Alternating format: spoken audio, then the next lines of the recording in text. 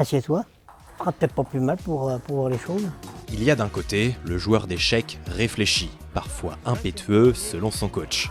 De l'autre, le pongiste tacticien, au toucher de balle soigné, patient dans l'échange. À 10 ans, Evan Elferi excelle dans les deux disciplines, avec en commun un mental de compétiteur. C'est un gagnant, il aime pas trop perdre. Un jeu de cartes, un jeu de société ou bien même son sport, en fait, il a un peu ça et il a la gagne, quoi. Avec un papa pongiste amateur, forcément, Evan a vite eu une raquette entre les mains. Pour les échecs, c'est une autre histoire. Une fois, je suis allée voir mon arrière-papy et jouer aux échecs avec mon père.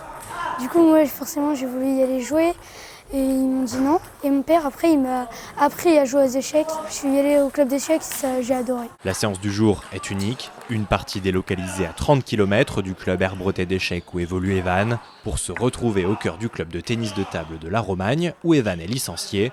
À l'origine de l'idée, c'est Yannick Brancard qui y voit alors une complémentarité entre les deux sports. Pourquoi le tennis de table est complémentaire dans les échecs? Parce que les échecs, c'est un sport statique et qu'un enfant a besoin aussi d'un sport physique. On va amener un jeune à apprendre stratégie, analyse, à s'approfondir avec les échecs.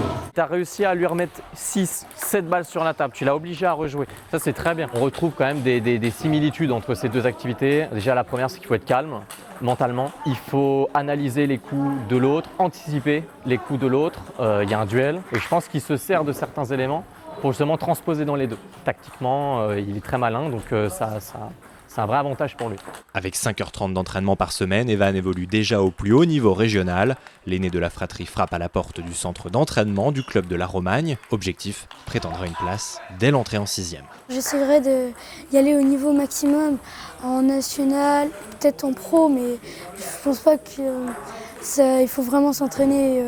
J'essaierai, mais ça va pas être Pas facile. Pas question cependant d'abandonner les échecs. Evan compte bien continuer de jouer sur les deux tableaux pendant encore quelques années.